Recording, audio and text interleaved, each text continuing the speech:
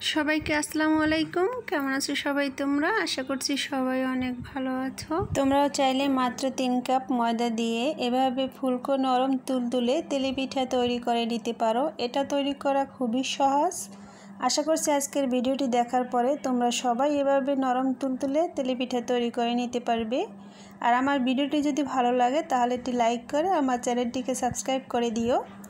তো পিঠা তৈরি করার জন্য এখানে আমি একটি ডিম নিব। এরপরে আমি মেজারমেন্ট কাপের 1 কাপ পরিমাণে চিনি নিব।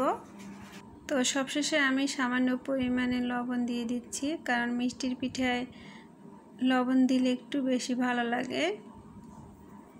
তো এখন আমি চিনি আর ডিমটাকে 5 মিনিটের মতো ফেটে নিব। তো 5 মিনিট ফেটে নেওয়ার পরে ডিমের কালারটা কিন্তু একেবারেই চেঞ্জ হয়ে গেছে।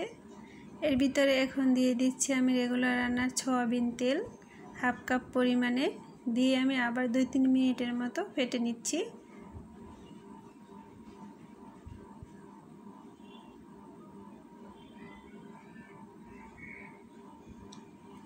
তো এখানে আমি এখন ময়দা চেলে নিব। প্রথমে আমি 2 কাপ ময়দা আর বেকিং পাউডার দিয়ে চেলে নিব। এর পরবর্তীতে আমি আবার 1/2 কাপ ময়দা নিব।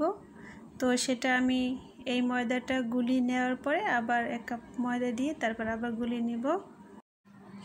তো ময়দাটা চালার পরে দেখা যায় যে এর ভিতরে কিছু দানা দানা থাকে, এজন্য ময়দা আর বেকিং পাউডারটা আমি একসাথে চেলে নিয়েছি। এরপরে ডিমের সাথে ময়দাটাকে ভালোভাবে মিক্স করে নিব। তো মিক্স করার পরে পরবর্তীতে আমি বাকি 1 কাপ ময়দা দিয়ে তারপরে আবার ভালোভাবে মিক্স করে নিব। তো আমি এখানে আরও 1 কাপ ময়দা নিয়েছি। এখানে আমি লিকুইড দুধ নিয়েছি 1 কাপ।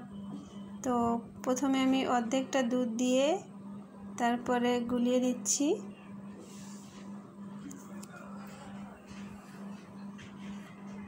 এখন বাকি যে দুধটা ছিল সেটা দিয়ে আমি ভালোভাবে গুলিয়ে নিব। তোমরা চাইলে দুধের পরিবর্তে এখানে পানিও দিতে পারো।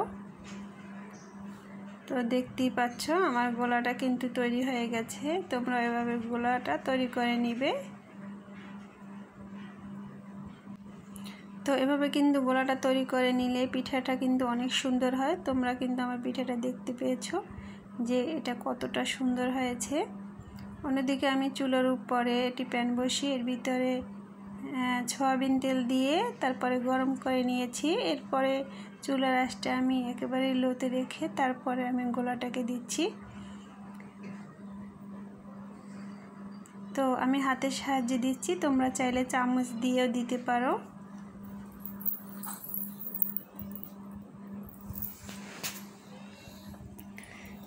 দেখো আমার পিঠাটা কত সুন্দর ফুলে উঠেছে।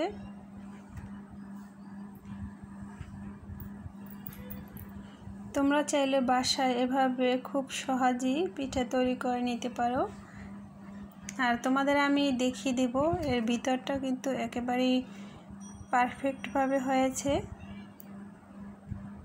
তো প্রথমে আমি যে পিঠাটা দিয়েছি সেটা কিন্তু আমার ভাজা হয়ে গেছে। এখানে আমি উঠিয়ে নিচ্ছি। একই রকম করে আমি সব পিঠাগুলোকে ভেজে নিব। এখানে আমার সব পিঠাগুলো ভেজে নেওয়া হয়েছে। এখন একটি পিঠে আমি তোমাদের ভেঙে দেখিয়ে দিচ্ছি।